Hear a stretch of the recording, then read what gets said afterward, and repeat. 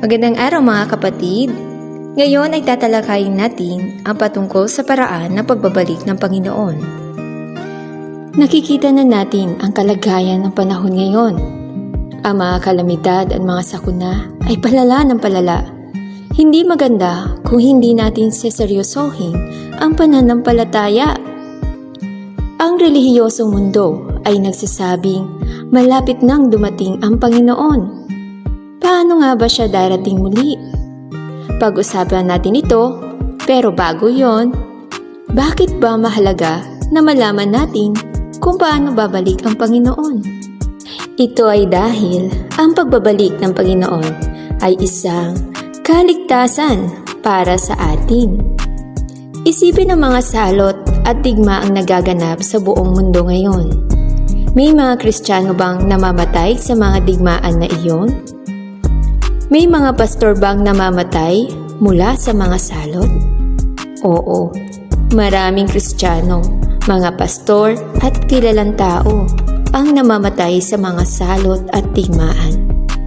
Ano ang mararamdaman natin kung pagkatapos ng maraming taon ng pagsisikap at pananampalataya ay hindi natin malugod na masalubong ang Panginoon?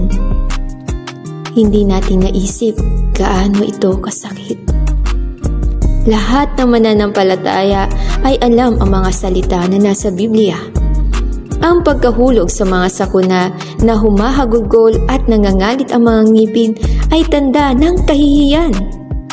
Kaya napakahalaga para sa ating mga mananampalataya na malaman kung paano salubungin ang pagbabalik ng Panginoon. Hindi alintana kung anong denominasyon tayo nabibilang. Ang pagsalubong sa pagbabalik ng Panginoon ay isang malaking kaganapan. Mas mahalaga kaysa sa anumang bagay. Kung naniniwala tayo sa Diyos, ngunit hindi natin masalubong ang pagbabalik ng Panginoon sa mga huling araw, hindi ba nabigo tayo sa ating pananampalataya? Ano ang ibig sabihin ng pagkabigo? Ito ay nangangahulugang ang ating pananampalataya ay nauwi sa walang kabuluhan. Ang pagpasok sa kaharian, kapag dumating ang mga salot, hindi maliligtas ang ating mga buhay. Buong buhay tayong naniniwala sa Diyos, ngunit nauuwi sa parehong resulta ng mga hindi mananampalataya. Maaari tayong mamatay anumang oras. Sa huli, tayo ay iiwanan at aalisin ng Panginoon. Iyan ang resulta.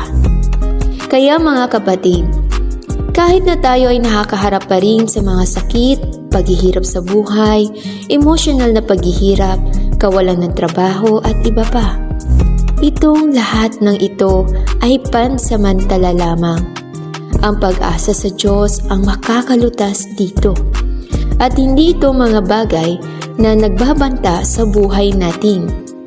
Kung mabibigo tayong salubungin ang pagbabalik ng Panginoon ngayon sa mga huling araw, makakaligtaan natin ang huling pagkakataon na ibinigay ng Diyos sa atin para maligtas. At hindi tayo makakapasok sa kaharian ng langit at hindi makakatakas sa mga pagdurusa at ganap tayong mananangis at mangangalit ang ating mga ngipin. Sang-ayon ba kayo? Mga kapatid, sa tingin niyo ba ay mahalaga na masalubong ang pagbabalik ng Panginoon?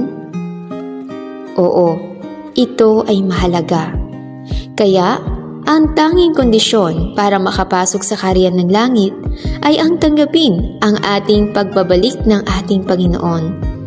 Ang pagtanggap sa pagbabalik ng Panginoon sa mga huling araw ay isang pangunahing kaganapan na may kaugnayan sa ating katapusan at hantungan. Ito ay napakahalaga. Sinabi sa Hebreo Kapitulo 9, versikulo 28. Gayun din naman, minsang inihandog si Kristo upang pasanin ang kasalanan ng marami. Magpapakita siya sa ikalawang pagkakataon, hindi na upang pasanin ang kasalanan, kundi upang iligtas ang mga sabik na naghihintay sa Kanya. Tungkol sa pagbabalik ng Diyos, may mga nagsasabi na siya ay darating sakay ng mga ulap. Tingnan natin sa Pahayag, Kapitulo 1, versikulo 7. Narito, siya'y pumaparitong nasa sa mga alapaap at makikita siya ng bawat mata at ng mga siulos sa kanya, at ang lahat ng mga angkan sa lupa ay magsisitaghoy dahil sa kanya. Mga kapatid, ganito din ba ang naiisip o naririnig ninyo? Sa propesiyang ito ng pagbabalik ng Diyos, makikita siya ng lahat ng mga mata. Subalit narinig niyo na rin po ba na darating ang Diyos na kaya na magnanakaw? Tingnan natin sa Pahayag, Kapitulo 3, versikulo 3. Kaya't kung hindi ka mga pupuyat, ay papariyan akong gaya na magnanakaw, at hindi mo malalaman kung anong panahon papariyan ako sa iyo. Pahayag, Kapitulo 16, versikulo 15. Narito, ako'y pumaparitong gaya na magnanakaw. Ang magnanakaw ba ay nagpapakita kapag nagnanakaw siya? Hindi. Ganon din sa pagbabalik niya. Darating na gaya ng magnanakaw. Hindi siya magpapakita sa mismong pagdating niya. Kaya ano ba ang ibig sabihin ng pagbabalik ng Diyos na gaya ng magnanakaw? Letter A, lantaran. Makikita ng lahat. Gaya ng pagbabasakay sa ulap.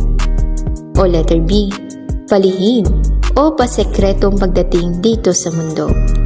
Letter C, hindi sigurado. Amen! Yes po, ito ay letter B. Ang gaya ng magnanakaw ay, una-una sa lahat, ang oras at araw ng kanyang pagparito ay hindi natin alam. Ikalawa, siya ay babalik ng tahimik at palihim. Ikatlo, hindi makikilala na siya ang magnanakaw kahit na kasama pa natin siya. Ang kanyang tunay na pagkakakilanlan ay sa lihim na pagdating bilang isang magnanakaw ay nangangahulugan na ang Panginoon ay dumarating ng tahimik, lihim, na hindi alam ng mga tao. Ang Diyos ay naging laman bilang anak ng tao, lihim na bumababa upang magsalita at gumawa. Maaaring sabihin ng ilan, ang Diyos ay nagkatawang tao na minsan, kaya hindi na siya maaaring magkatawang tao pang muli. May batayan ba ito sa mga salita ng Diyos? Sinabi na ng Diyos na hindi na siya maaaring magkatawang tao muli? Wala.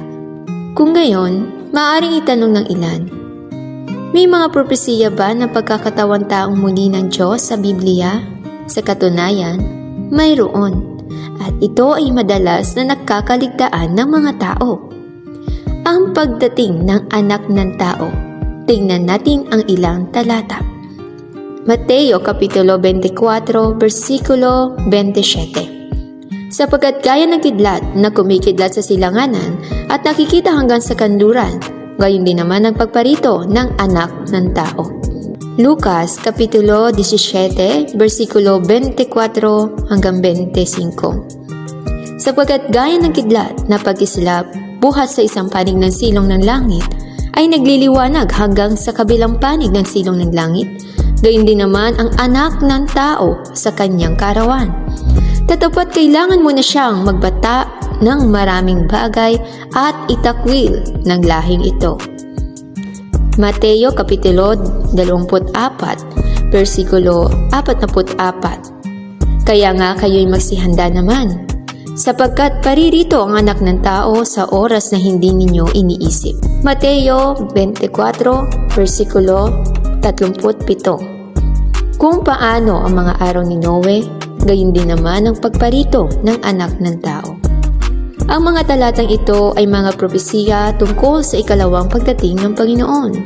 Kung seryoso nating pag-aaralan ng mga ito, madali natin makikita na ang mga propesiya ng Panginoon tungkol sa kanyang pagbabalik ay palaging bumabanggit sa ang anak ng tao, ang pagparito ng anak ng tao. Ang anak ng tao ay darating, ang anak ng tao sa kanyang kaarawan. Kung paano ang mga araw ni Noe, gayon din naman ang pagparito ng anak ng tao. Napakaraming beses na sinabi ng Panginoong Hesus ang pagparito ng anak ng tao. na napakahalaga sa ating pagsalubong sa Panginoon sa mga huling araw. Question: ano ang kahulugan ng anak ng tao? Ano sa palagay ninyo? Letter A, espiritual na katawan ni Jesus. Letter B, ang pagkakatawan tao ng Diyos. Letter C, hindi sigurado. Ang sagot ay letter B, ang pagkakatawan tao ng Diyos. Ano ang tinutukoy ng anak ng tao? Walang dutang tinutukoy nito ang Espiritu ng Diyos na nabibihisan ng laman bilang ang anak ng tao. Patungkol lamang ito sa pagkakatawan tao ng Diyos. Kaya paano mo ipapaliwanag ang pagdating ng anak ng tao? Ang anak ng tao at ang espiritual na katawan ay eksaktong kabaliktaran. Ang anak ng tao ay ipinanganak mula sa isang ordinaryong tao. Mukha siyang ordinaryong tao sa panlabas, tinatawag natin siyang anak ng tao.